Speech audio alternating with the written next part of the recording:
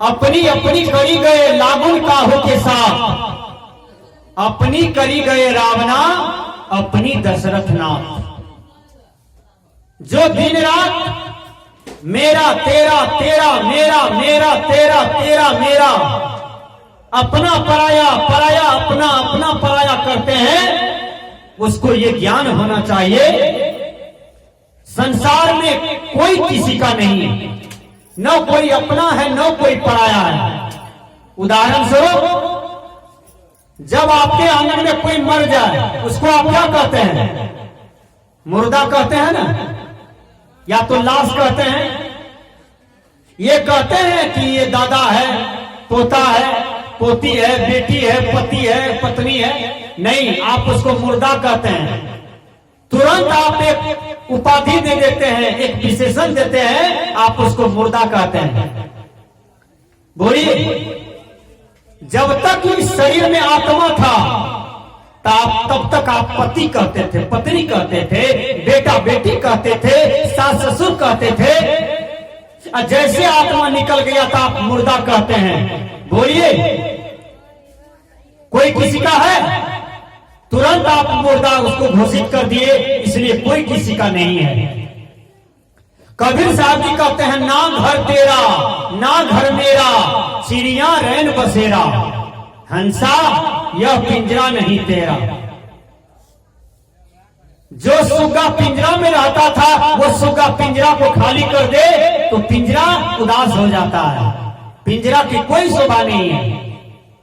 उसी प्रकार यह शरीर में आंख है, नाक है, कान है, ठोर है, चमड़ी है, हड्डी है, केस है, सब कुछ है, केवल हंसा नहीं है, केवल सुगना नहीं है, तो तुरंत ये शरीर मुर्दा है, कोई किसी का नहीं संसार में।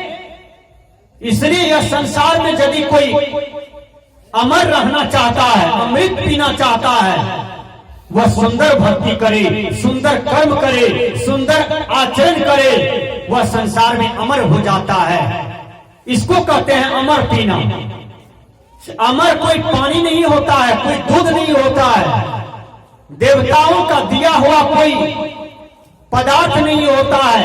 अमर जो है वह मनुष्य का अच्छा कीर्ति है, अच्छा कर्तव्य है, उसी को अमृत पीना कहते हैं।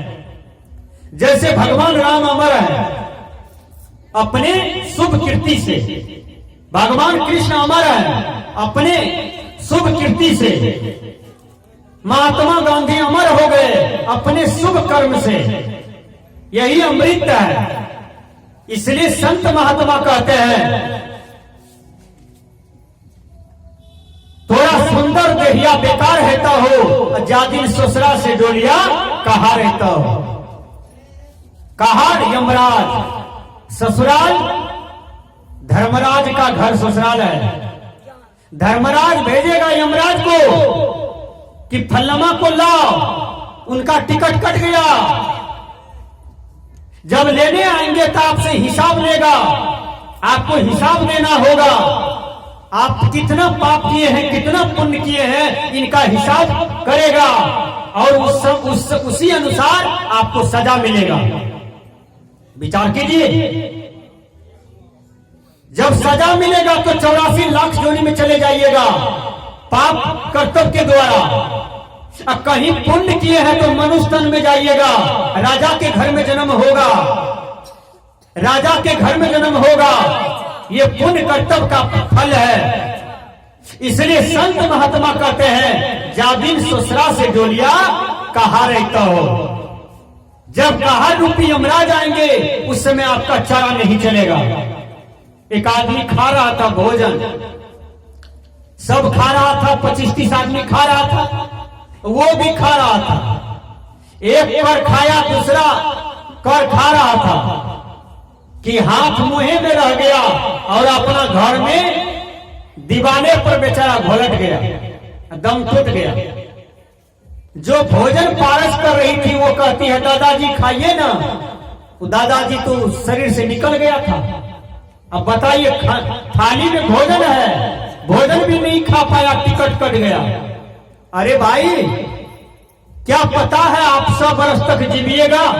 क्या पता है आप 50 वर्ष तक जीविएगा? नहीं, आपको कब लेने के लिए यमराज आ जाएंगे इसका कोई गारंटी नहीं है। जवान लोग भी मर जाते हैं, अधवयसु मर जाते हैं, बूढ़े मर जाते हैं, माँ की पेट में लोग मर जाते हैं, खेलते धूपते हुए बच्चा भी मर जाते हैं। विचार कीजिए, जब यमराज का थपेड़ा लगता है तो आदमी मर जाता है कोई न कोई विधि से। इसलिए जीवन का अहंकार नहीं करना चाहिए, किसी को भी नहीं। धन दौलत का अहंकार नहीं करना चाहिए, पद प्रतिष्ठा का अहंकार नहीं करना चाहिए। कबीर साहब ने कहा, आपा तजे हरि भजे, नक्सिक तजे विकार, सब जीवन से निर्भय रहे, साधु मता है सार। कबीर साहब कहते हैं अहंकार को त्यागो। अहंकार वाला जीवन जी रहा था रावण। कोई रावण का नाम रखना चाहता है? किसी का दुल्हा का नाम रावण खोल दीजिए तो जीवजपुर में रावण नाम का लोग मिलेगा कहीं? केकरो दुल्हा के कह दियो ई दुर्योधन सन लागे छे तो देखियो ओकर कनिया खोखर के खा जाए, बेले बेले मारा। कहा था हमर दुल्हा के तू दुर्योधन कहली है। दुर्योधन नाम कोई रखना नहीं चाहता है। केकरो बेटी कहा सुपनेखा कह दियो, देखियो ओकर मैं यहाँ खोखर के खा ले, हमर बेटी सुपनेखा छिए। तो सुपनेखा कैसा कर्म किया कि आज कोई अपना बेटी का नाम सुपनेखा नहीं रखना चाहती है? विचार कीजिए।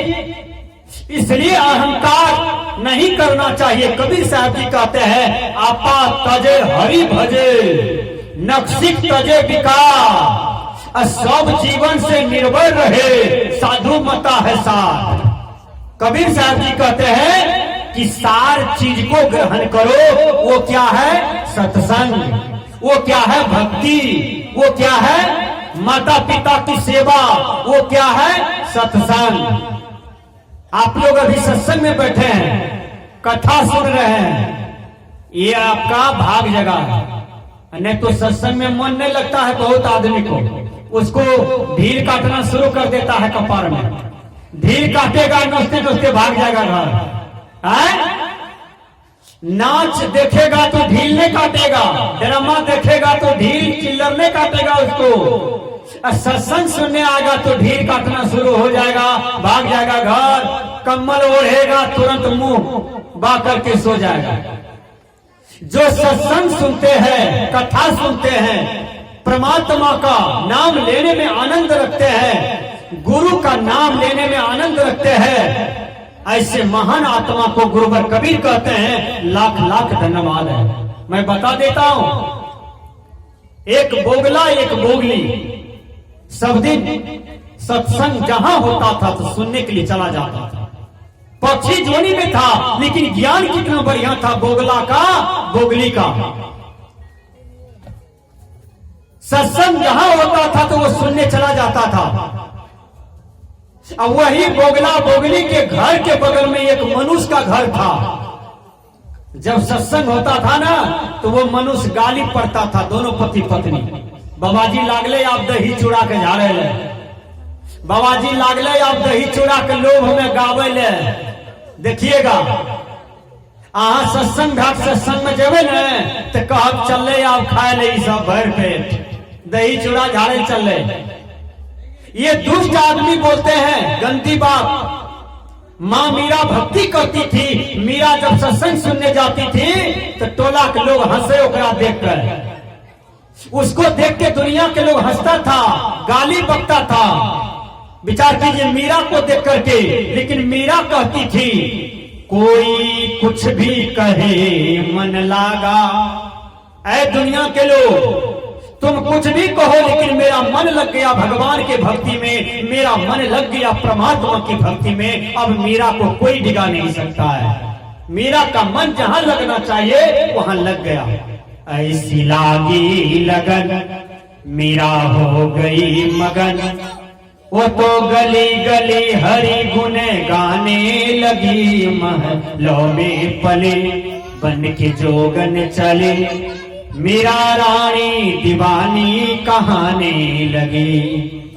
इसलिए मीरा दीवानी हो गई कहां? सत्संग में।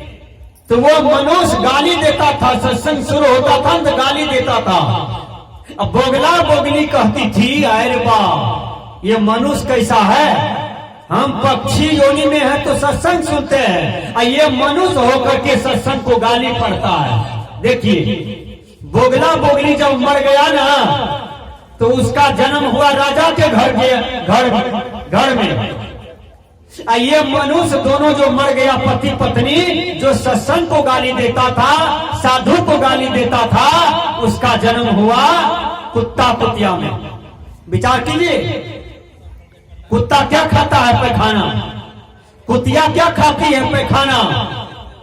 इसलिए जो सत्य का विरोध करता है, जो भगवान के भक्ति का विरोध करता है, जो भगवान को गाली पड़ता है, ईश्वर को गाली पड़ता है, उसका जन्म गंदा योनि में होता है। इसलिए संत महात्मा कहते हैं